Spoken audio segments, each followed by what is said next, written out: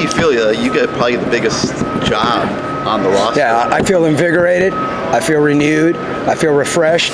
It's awesome to start with a new group of young men.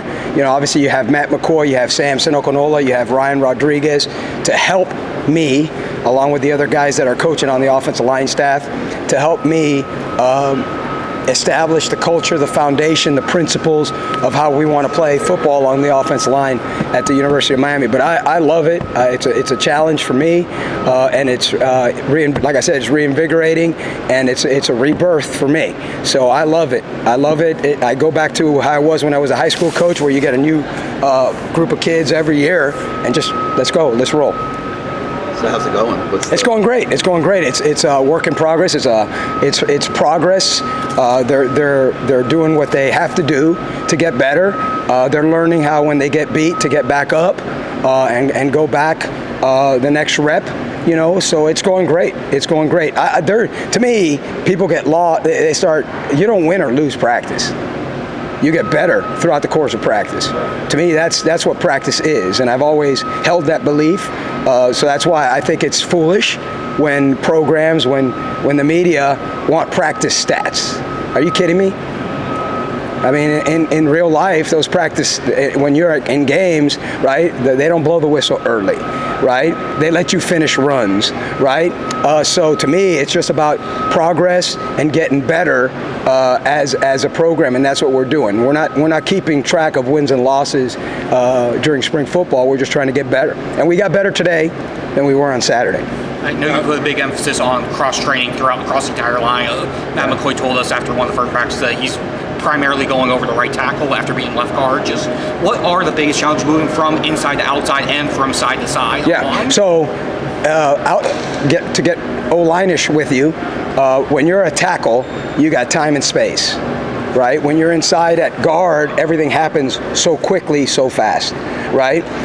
When you're inside, you got help from the guards and the tackles. When you're at tackle, you sometimes are on an island. So it's different. Your sets are different, right? Your hand placement's a little bit different, right? So it's just a matter of getting used to that. Now that doesn't mean that's where he's going to end up.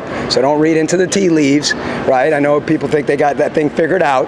At the end of the day, at the University of Miami, we got to play the best 5 guys, right? And then whoever's the next guy becomes the 6th guy, right? So they could play anywhere along the front. That's just where he's at right now because it fits the puzzle for right now, right? You obviously have Samson Okonola out right now, right? You've got Cannon Pickett out. You got Joel Irvin out. You got Jonathan Klein out. So you got guys that are out that when they come back into the mix, that becomes a factor, right?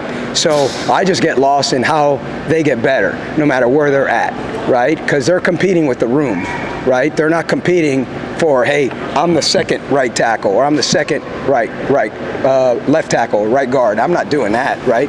They're just competing, making the most out of their reps, and then we'll reevaluate at the end of spring. We'll reevaluate throughout fall camp.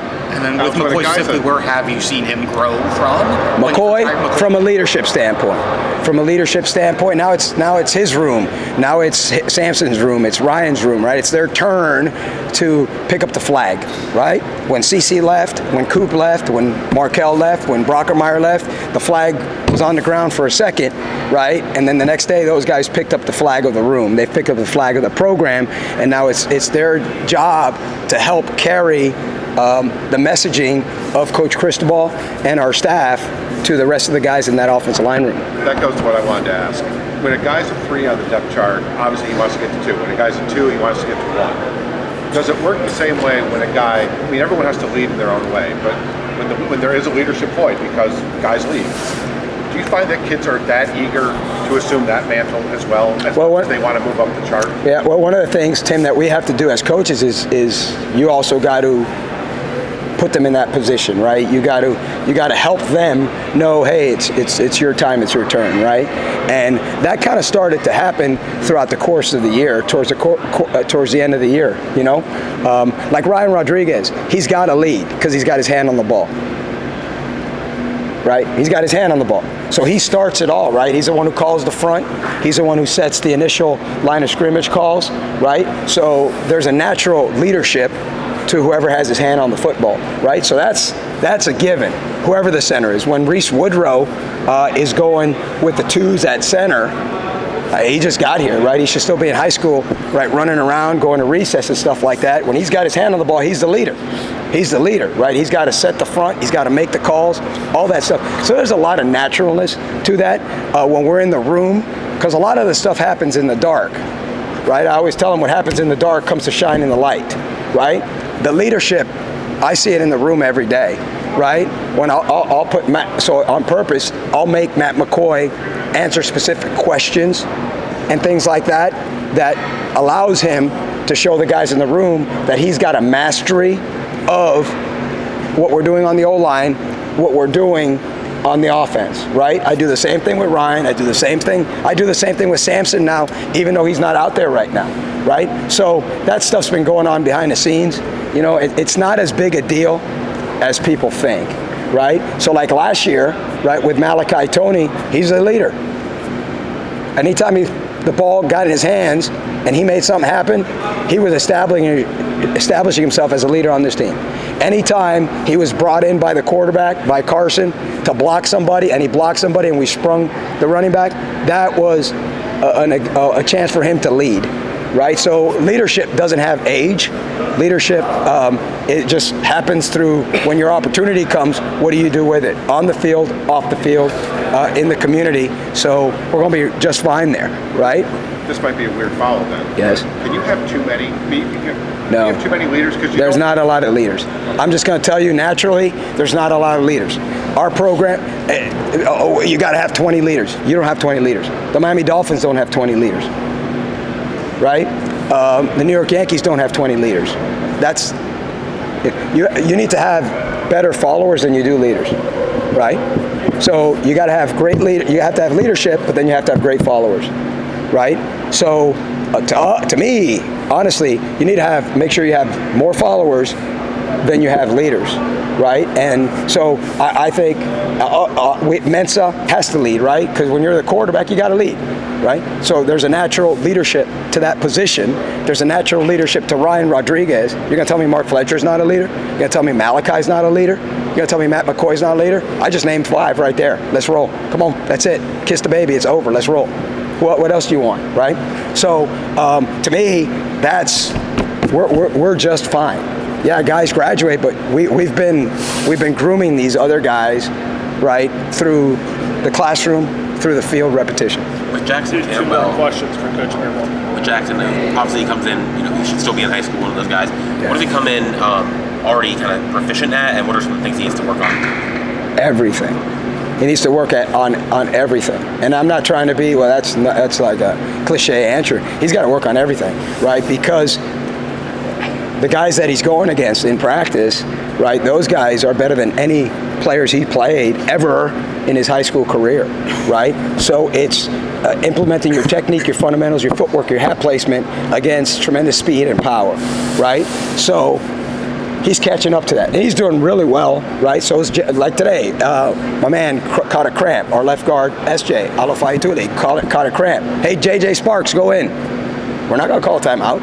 We're not going to take Mensa out because we got a kid who should still be in high school. At the end there, we had Cantwell at left tackle. We had Sparks at left guard. And we got to go. We got to go. And I'm not going to tell Dawson, hey, Doss, you got to call stuff differently. I'll never do that, right? That's my job. And you know what's amazing? When you elevate them and you put them next to a Ryan Rodriguez or next to a Matt McCoy, their level of play goes through the roof, right? Because now they're telling them exactly, hey, this is what we're doing, and they go out and play fast, So it's just go.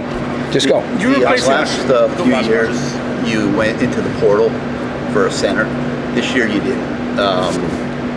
I know I'm going to get criticized for that, right? No, just I got criticized for going 3 years in a row. Now we didn't. What gives? No, but what was behind confidence in Ryan. Confidence in Ryan. I thought last year, like Ryan Rodriguez could have started at center for any other program in the ACC, not the University of Miami. And I'll stand by that. Because we had a heck of a center here in James Brockermeyer, and we had another heck of a center named Ryan Rodriguez. And to Ryan's credit, he loves the University of Miami, and he didn't transfer, right? So to me, he's a guy that should be praised right, for choosing to stay at Miami. He waited his time, and you know what?